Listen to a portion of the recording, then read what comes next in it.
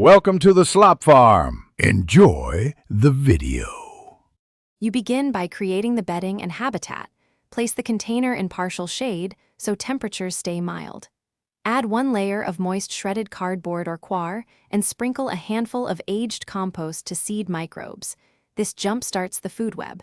Introduce your red wigglers on top and scatter small amounts of chopped kitchen scraps in different spots rather than one pile. Once done, cover the bed with a damp cloth to retain moisture and keep flies out. Make sure not to suffocate the worms. Now focus on ongoing management. Feed small portions 2-3 times a week and always bury scraps under the bedding to prevent pests and odors.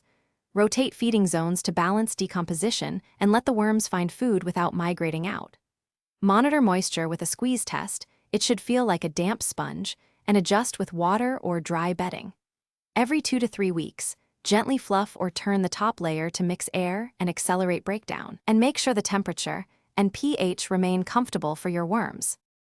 To finish, stop feeding and encourage worms to migrate by adding fresh bedding and food on one side. After a few weeks, most worms will move, letting you harvest the dark, crumbly castings. Sift or use a light separation method to recover any remaining worms, then return them with new bedding.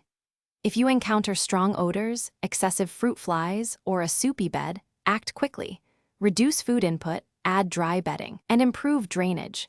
This fixes most common failures and restores a healthy environment. Thanks for watching. Consider subscribing if we helped you today.